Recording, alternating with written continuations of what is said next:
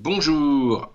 Si vous êtes inscrit pour la simultanée du Trophée Napoléon des échecs le 11 février à La Roche-sur-Yon, vous allez affronter 4 champions, Tigrane Garamian, Maxime Lagarde, Sophie Millet et Elliot Papadamandis, qui vont vous jouer l'ouverture Napoléon. E4, E5, Dame F3. Cette sortie de dame pour les blancs est sans doute trop rapide et doit normalement donner un avantage aux noirs. Mais c'est pas sûr si on ne connaît pas tout. Alors secrètement, on a demandé à Anthony Virrig, grand maître international, de vous donner en quelques minutes quelques conseils fondamentaux pour survivre à cette simultanée avec les 4 champions. Alors Anthony, avec les noirs, qu'est-ce qu'on fait de cette ouverture Napoléon E4, 5, Dame F3? Bonjour à tous avant tout. Pour répondre à Dame F3, donc déjà il faut prendre en compte le coup qui a été joué. Donc la dame est sortie en F3, donc elle va empêcher le cavalier G1 de sortir et elle va être exposée. La seule idée de ce coup, allez, peut-être l'idée principale, c'est d'attaquer le pion F7. Donc attention à votre pion F7. Alors une façon de défendre le pion F7 va être de mettre votre cavalier en F6, ce qui interceptera l'action de la dame. Après, les blancs viennent souvent avec le fou en C4 pour mettre à nouveau la pression sur F7. Donc il faudra surveiller les coups comme Dame B3 qui peuvent attaquer le pion F7.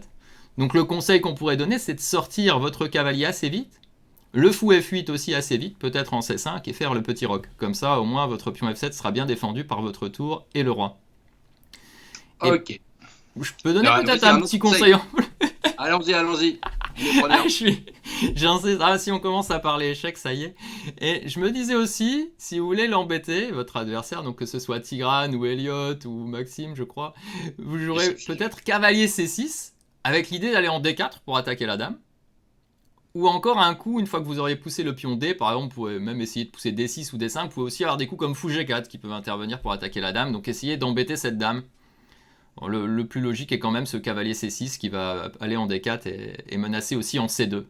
Cette menace qui est toujours un peu pénible quand on a sorti la dame en F3, c'est le cavalier D4 qui attaque en C2, qui n'est plus défendu, et la dame F3. Voilà. Eh ben, écoute, super. Donc, vous, les 100 amateurs qui allaient affronter nos 4 champions, vous avez là des conseils précieux pour tenir et tenir et tenir au bout de la nuit.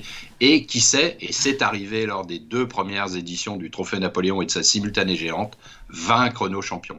Merci Anthony en tout cas. Et puis, Merci Jérôme. merci à Apprendre les échecs en 24 heures d'être partenaire de cette simultanée, puisque vous le savez, si vous êtes inscrit et que vous êtes vraiment présent, Apprendre les échecs en 24 heures va vous offrir le pack sur les finales de pions réalisées par Tigrane. Merci encore et on va suivre tes précieux conseils.